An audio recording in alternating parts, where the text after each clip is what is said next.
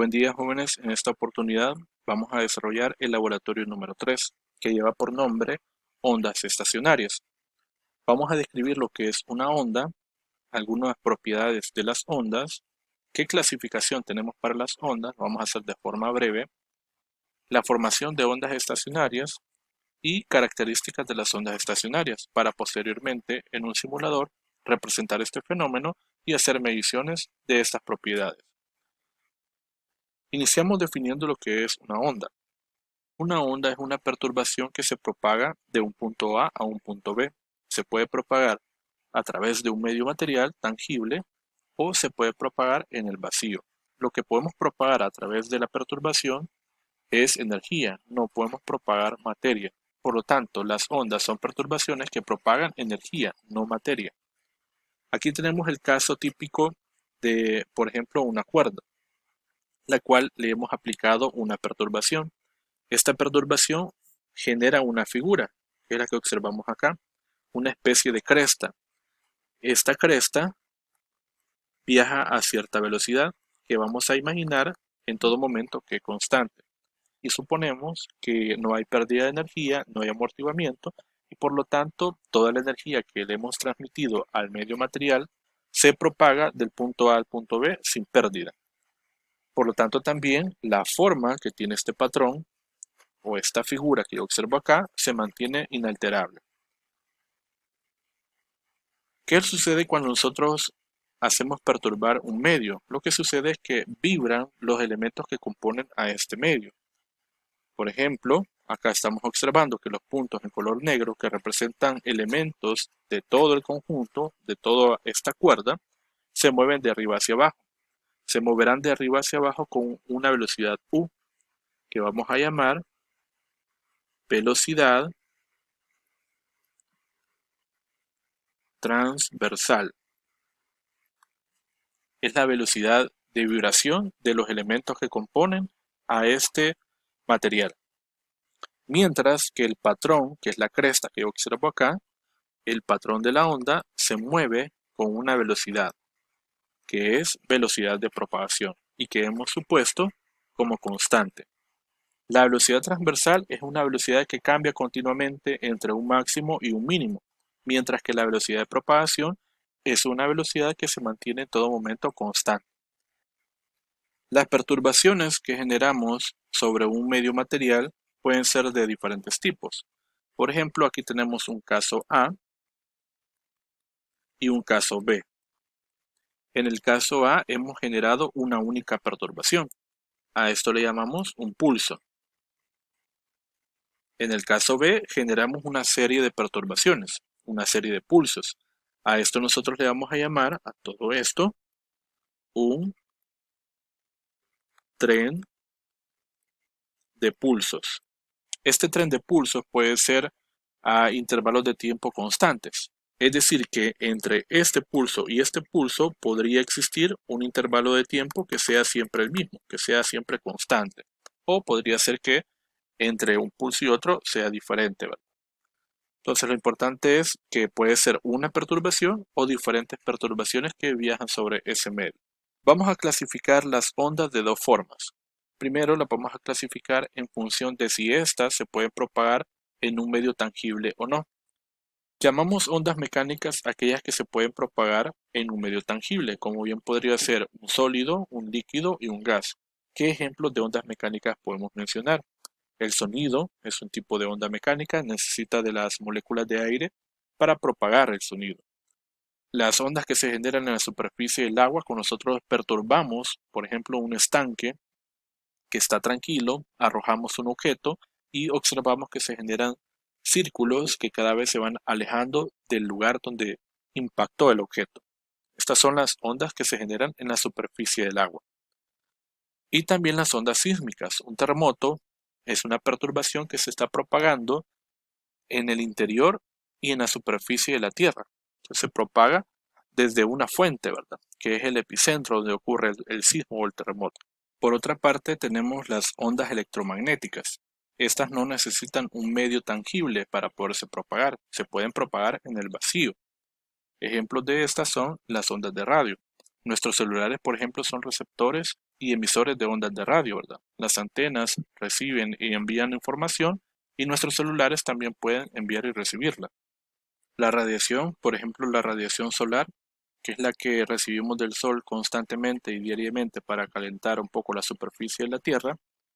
La luz se propaga como onda electromagnética, no necesita de un medio físico para transmitir la energía en forma de luz. Otra forma de cómo podemos clasificar a las ondas es en función del movimiento o vibración que tienen los elementos que componen el medio material en relación a la dirección de propagación del patrón de la onda. Veamos este caso. Tenemos un resorte, vamos a agitarlo con la mano en un movimiento de arriba hacia abajo y vamos a observar que las crestas se mueven en una dirección que es perpendicular a cómo estamos moviendo la mano en ese momento. Observamos entonces que la mano se mueve de arriba hacia abajo, mientras que las crestas viajan hacia la izquierda, en una dirección perpendicular a cómo se está agitando o cómo se está generando el movimiento.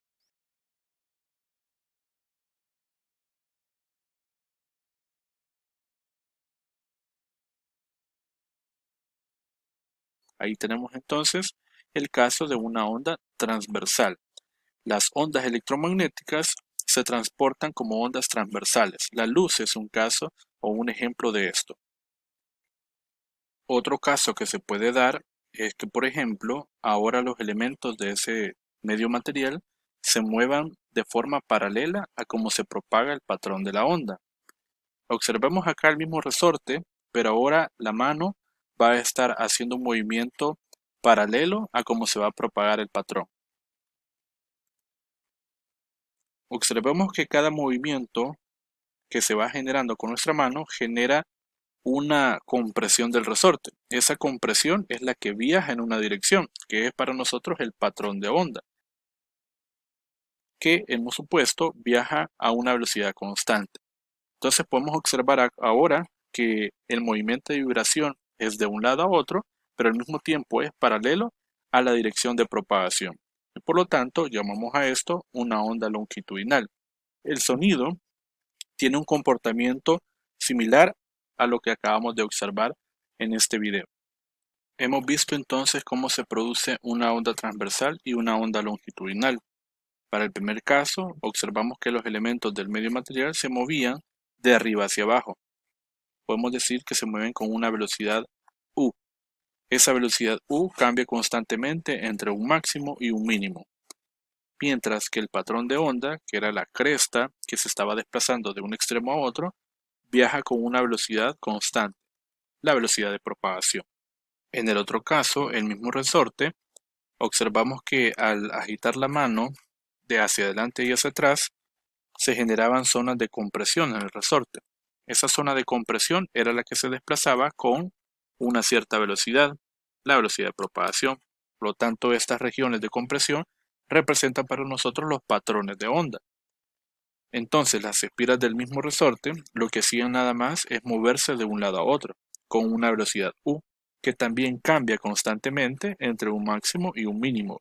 Si generamos una serie de perturbaciones, crestas y valles separados en un tiempo constante, llamamos entonces a esta perturbación una onda periódica. Significa entonces que entre esta cresta y esta de acá existirá un intervalo de tiempo que corresponde a un período. Adicional a eso, la distancia que recorre una cresta en un período le vamos a dar el nombre de longitud de onda. La longitud de onda y el período me van a permitir determinar cuál es la velocidad con la que se propaga esta perturbación, desde el punto A hasta el punto B. Sabemos nosotros que si esa velocidad de propagación es constante, la podemos determinar como la distancia entre el tiempo. ¿Quién es la distancia? La longitud de onda, y el tiempo es el periodo. Entonces la velocidad de propagación se podrá calcular como la longitud de onda entre el periodo. La longitud de onda, al ser una distancia, debe expresarse en metros, y el periodo obviamente es un tiempo, lo debemos de expresar en segundos. Si el periodo es el inverso de la frecuencia, entonces el producto de la longitud de onda por la frecuencia también me da el valor de la velocidad de propagación. Esto es importante a la hora de identificar lo que son las propiedades de una onda. Podemos observar acá, estas son las crestas y estos son los valles de la perturbación. El tamaño que tienen las crestas y los valles son iguales y los llamamos nosotros las amplitudes o los desplazamientos máximos, y lo representamos de esta forma. Entonces, esta perturbación que es periódica tiene una amplitud que es constante, ¿verdad? Entonces tiene una elongación máxima. Los elementos que componen a este medio tienen una elongación máxima.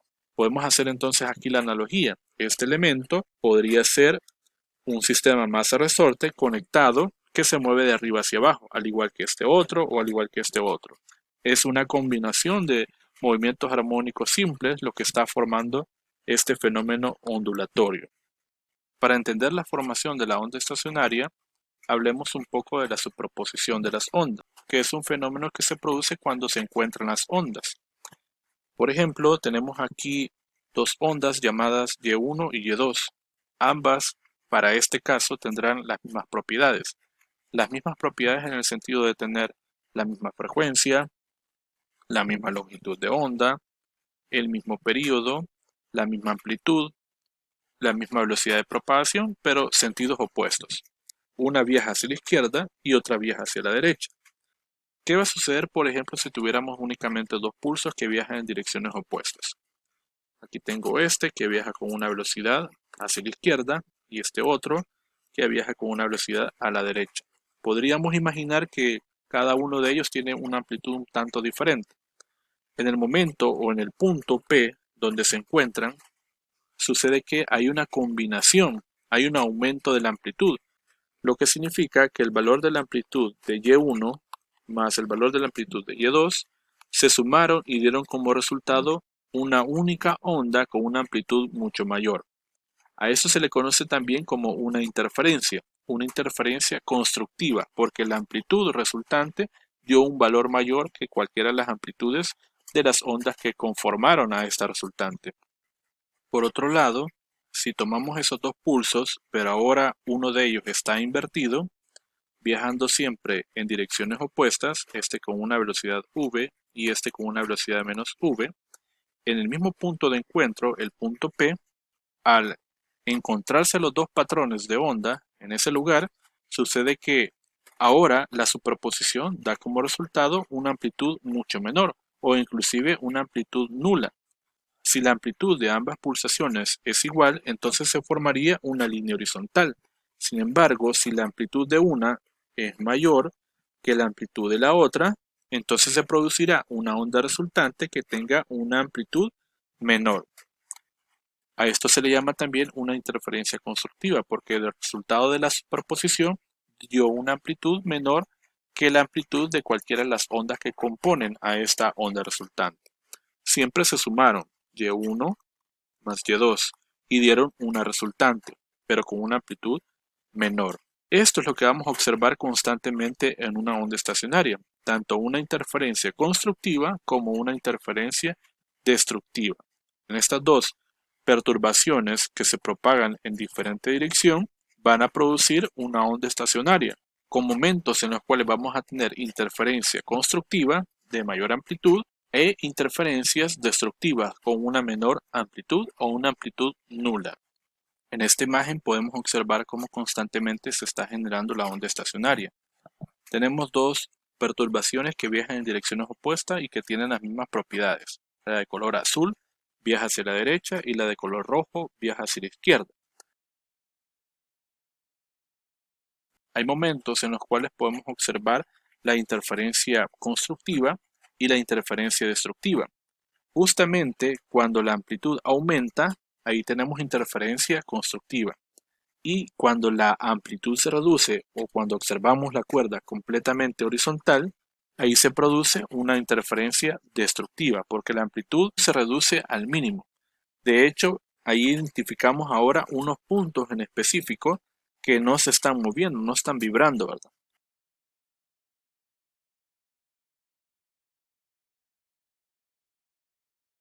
El resultado que vemos en color negro representa entonces la onda estacionaria formada.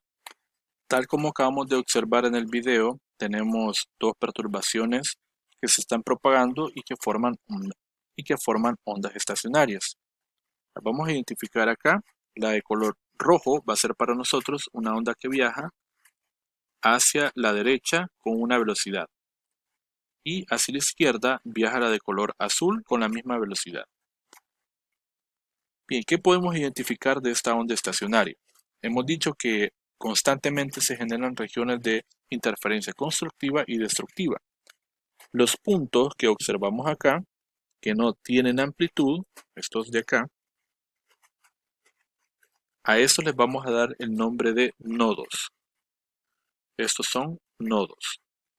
Fácilmente identificamos los nodos como aquellos puntos que no tienen amplitud. Sin embargo, vimos también de que hay lugares de la onda estacionaria que producen una amplitud grande. Es cuando se produce la interferencia constructiva. En este caso los vamos a identificar acá. Estos puntos vibran de arriba hacia abajo con un valor máximo de amplitud. A esto les vamos a llamar los antinodos.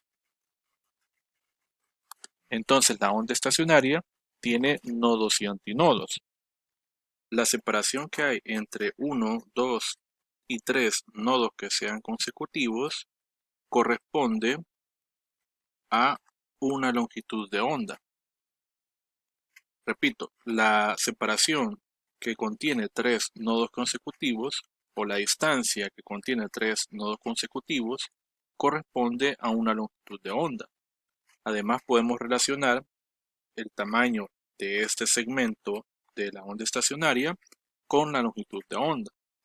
Dos segmentos consecutivos corresponden a una longitud de onda y un segmento tendrá el tamaño de media longitud de onda. Entonces sacamos acá para este segmento, esto medirá media longitud de onda. Ahí tenemos ya, aquí tenemos una relación entre el tamaño del segmento y la longitud de onda.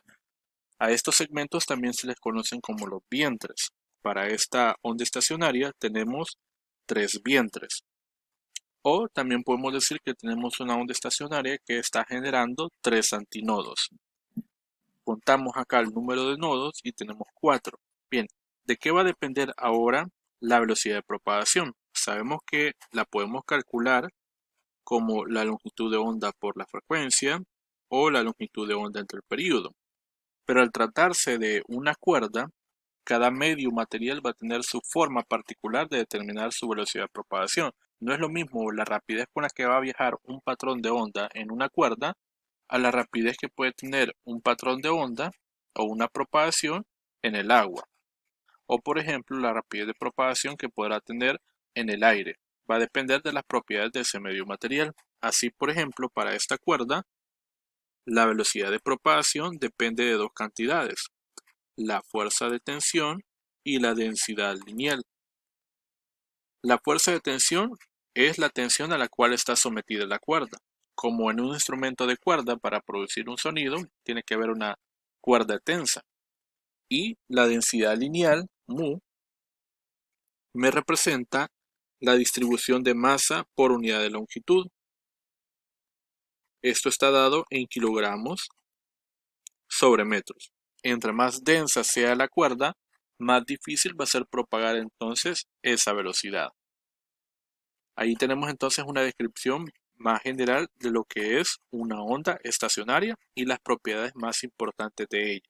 Siempre hay que fijarnos también, como un dato adicional, que el tamaño que tienen las crestas y los valles es el mismo, es decir, que tienen también la misma amplitud, ¿verdad? Esa amplitud la medimos acá.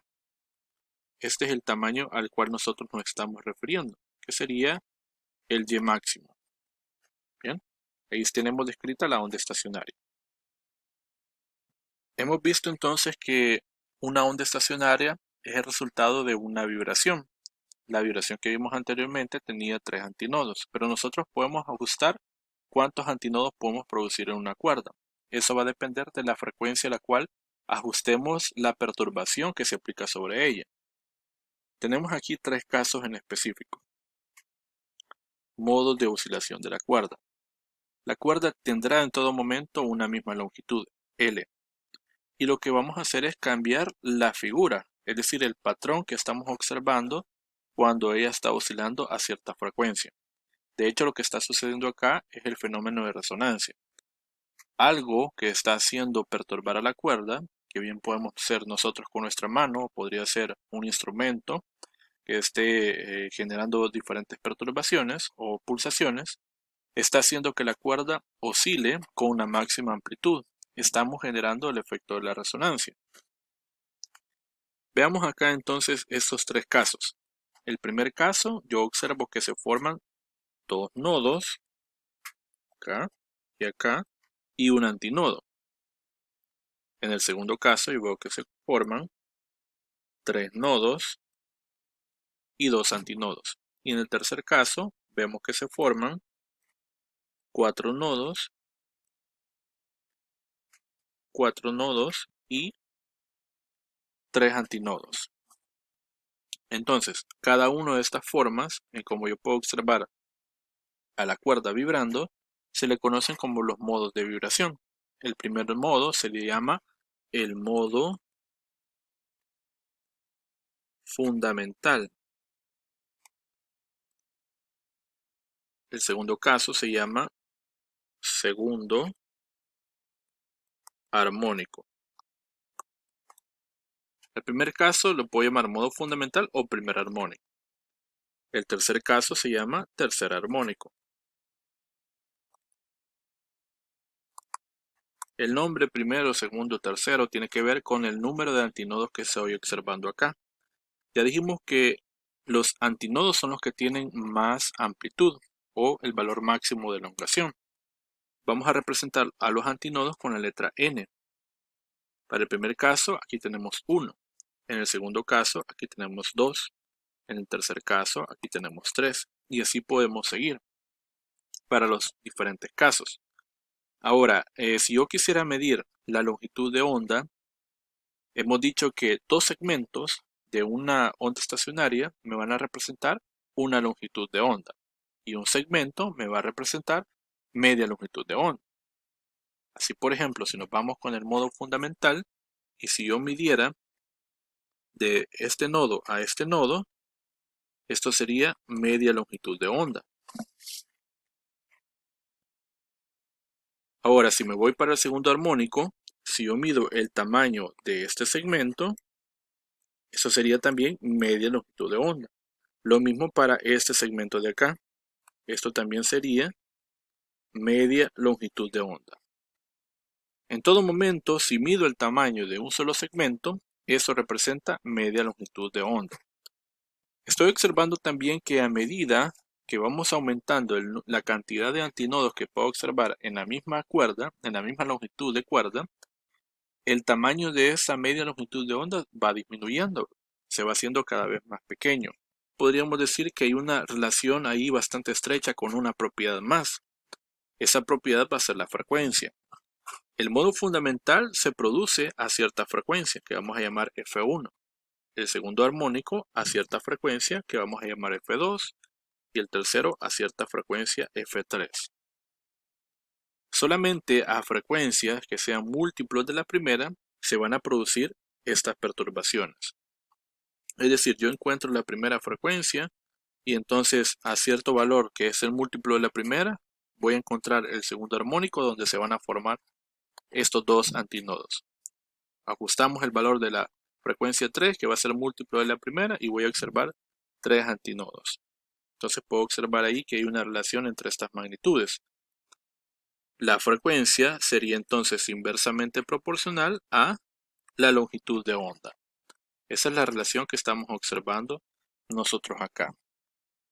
Además de eso, puedo observar que la longitud de la cuerda, que es constante, la podría relacionar ahora con la longitud de onda.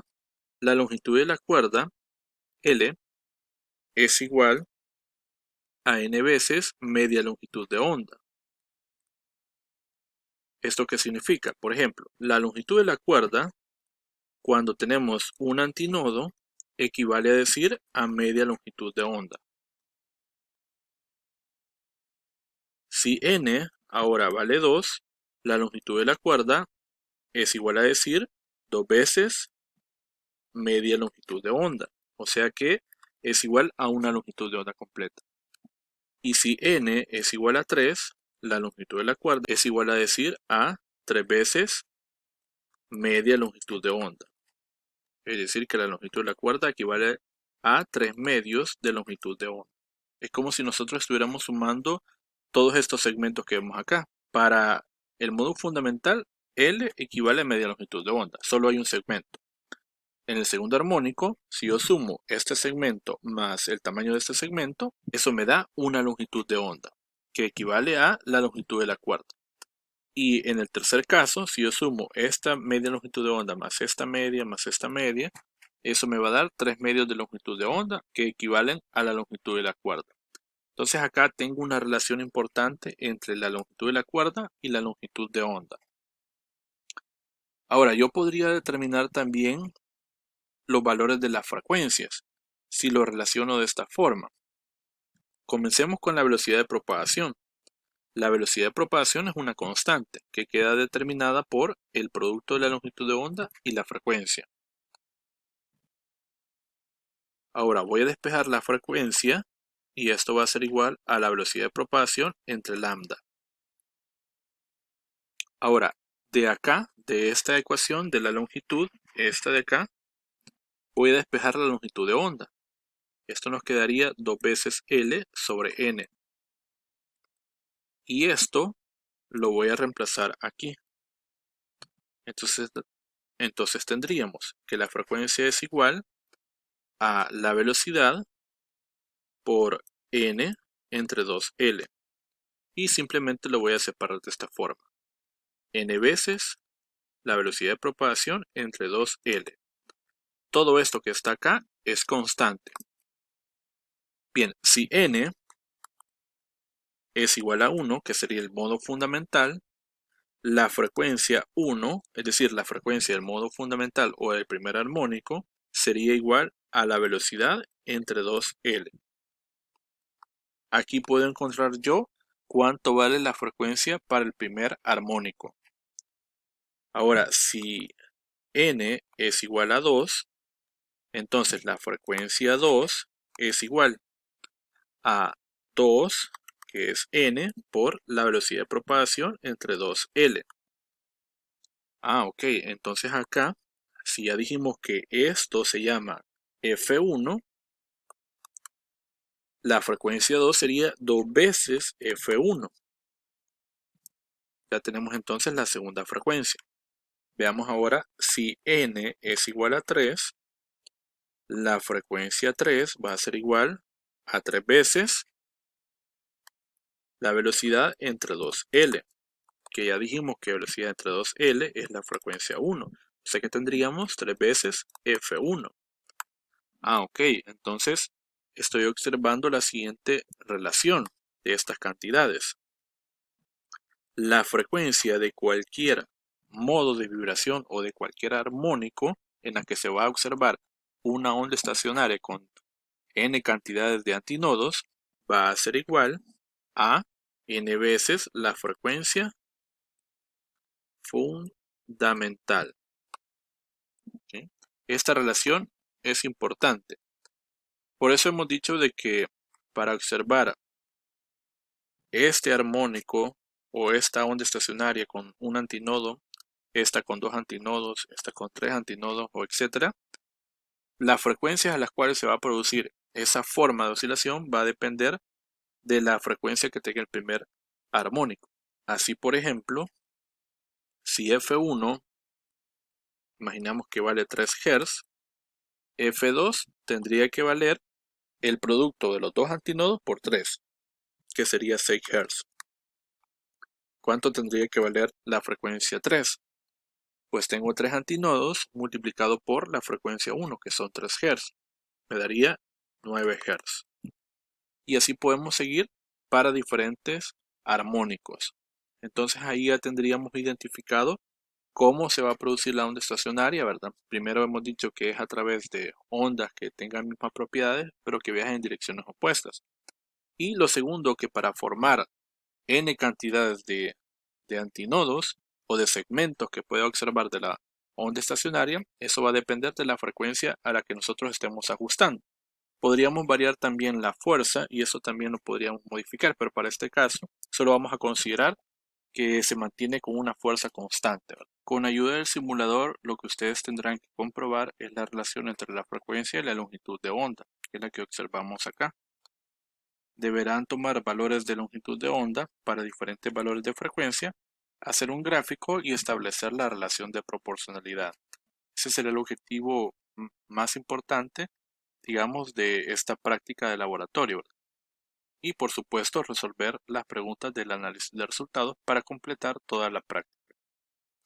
Gracias.